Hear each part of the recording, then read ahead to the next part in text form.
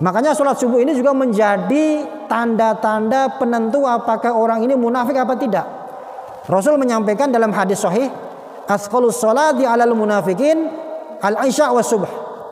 Jadi sholat yang paling berat bagi orang munafik itu dua sholat.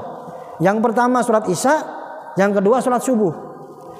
Nah, kalau tanda-tanda ini ada, nah ini bisa dipastikan dia termasuk orang-orang munafik. Ini kata Rasulullah, bukan kata saya. Hadis sahih menyampaikan bahwa sholat yang paling berat bagi orang munafik adalah sholat isya sama sholat subuh. Alasannya kenapa?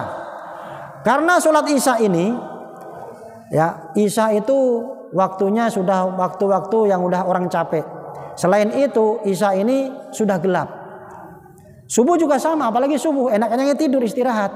Ya, berbeda dengan duhur, asar sama maghrib. Karena orang munafik itu ternyata dia ke masjid juga, Pak. Orang munafik ke masjid, sholat jamaah di masjid, tapi tujuannya untuk mencari perhatian orang. Maka dia ke masjid dengan tujuan untuk riya, pamer kepada orang. Ya, sholat duhur ke masjid, sholat asar ke masjid, sholat maghrib masih ke masjid. Kenapa? Karena maghrib ini masih kelihatan orang, Pak. Tapi kalau sudah masuk isya, ya sudah waktu-waktu istirahat, kemudian sudah tidak ada orang yang lihat lagi, dia tidak mau datang ke masjid. Apalagi waktu subuh, lagi enak-enaknya istirahat, enak tidur, boro-boro dia mau ke masjid. Itulah kata Rasulullah alasan kenapa sholat isya sama sholat subuh ini menjadi tanda bahwa orang ini termasuk dari bagian orang yang munafik.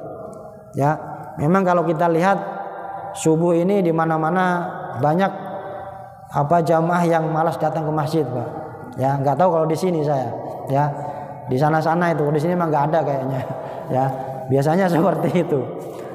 Coba aja dibandingkan. Biasanya di masjid-masjid itu yang paling ramai adalah sholat maghrib. Sholat isya udah sepi nanti. Apalagi subuh. Ya, yang paling ramai itu saya perhatikan di masjid-masjid kita yang ada di kita ini biasanya ketika waktu maghrib, Pak. Mulai anak kecil, yang remaja, yang tua datang semuanya. Tapi kalau udah isya itu nanti berkurang jemaahnya. Apalagi subuh. Ya, kalau duhur sama asar masih kita maklumi lah, barangkali dia kerja kan, nggak ada di rumah. Ya, tapi kalau sudah waktu-waktu yang kita ada di rumah, kenapa kita nggak mau datang ke masjid kan gitu?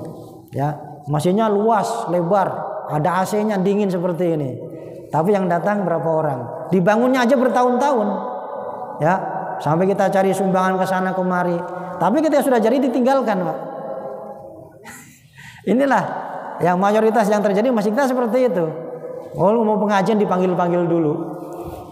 Ya. Ya, padahal sebenarnya kan datang aja cuma dengerin doang, dikasih makan kan. Gitu.